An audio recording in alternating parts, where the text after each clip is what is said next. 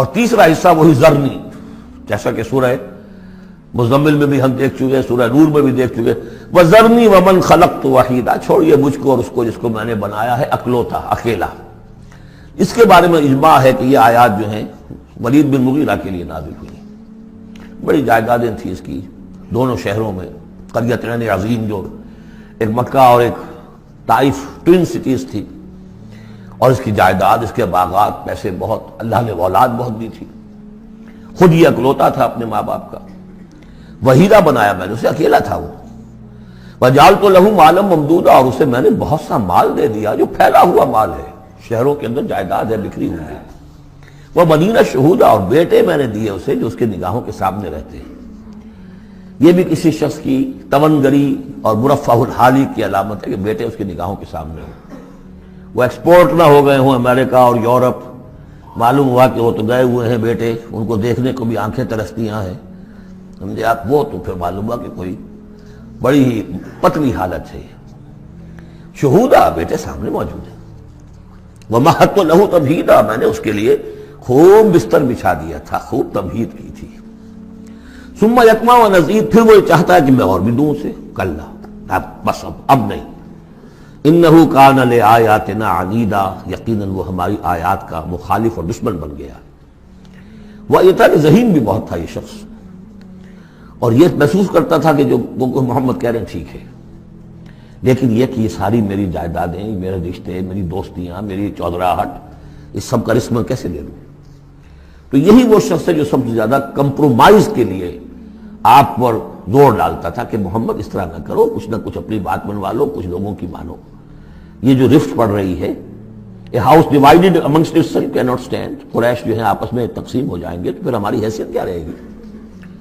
بہت مدبر انسان تھا، ایسا نہیں تھا کہ تو یہ اس کی ساری ذہانت اور فطانت جو ہے، جس کو آپ ورلڈلی وائز کہتے ہیں، وہ بہت ذہین تھا اس اعتبار سے، اس دنیا کے حوالے سے، اور وہی شخص تھا۔ تو اس کا معاملہ یہ ہوا کہ ایک مرتبہ یہ کہیں گفتگو ہو رہی تھی بیٹھ کر چوپال میں کہ کیا کہیں ہم میں سے کوئی کہتا ہے یہ جادوگر ہے، کوئی کہتا ہے یہ شاعر ہے، باہر سے لوگ آتے ہیں، وہ جب سنتے ہیں مختلف قول تو وہ پریشان ہو جاتے ہیں، وہ سمجھتے ہیں کہ یہ خود پریشان ہے، جب یہ مختلف الخیال ہیں تو چلو میں خود جا کے اس شخص سے مل کر دیکھوں وہ کیا ہے۔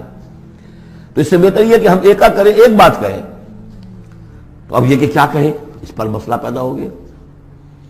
تو اب یہ کہ یہ گیا تھا حضور کے پاس بات کرنے، اور وہاں انہیں کچھ اندیشہ ہوا کہ یہ تو کچھ اثر ہو گیا، معلوم ہوتا بدل گیا، یہ واپس آیا ہے، پوچھا کہ کیا خیال ہے، کیا ہم اسے کہیں کہ شاعر ہے؟ کہ نہیں، میں شاعروں سے مجھ سے خوب واقف ہوں، جو محمد کلام پیش کر رہے ہیں وہ شعر نہیں، شاعر نہیں، کچھ اور چیز۔ اچھا ہم کاہن کہہ دیں انہیں؟ کہ نہیں نہیں، میری کاہنوں سے تعلقات ہیں، دوستیاں ہیں، میں جانتا ہوں کاہنوں کا کردار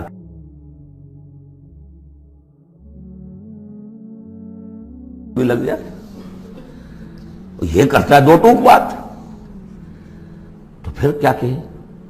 ان کو یہ سمجھ میں آیا کہ یہ تو گیا، اس پر تو جادو چل گیا محمد کا۔ لیکن اس نے جب تیور دیکھے تو کہا، یہ کہا جا سکتا ہے کہ یہ جادو ہے جو منقول ہے، پیچھے سے چلا آ رہا ہے۔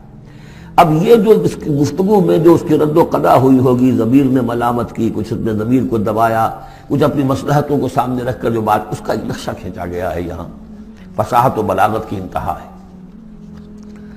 سأرهقه صعودا، میں اسے چڑھائی چڑھواؤں گا، وہ عذاب جو ہم پہلے بھی پڑھ چکے ہیں، یسلک عذابا صعدا، وہ عذاب کے جو جس کی سختی اور شدت بڑھتی چلی جائے۔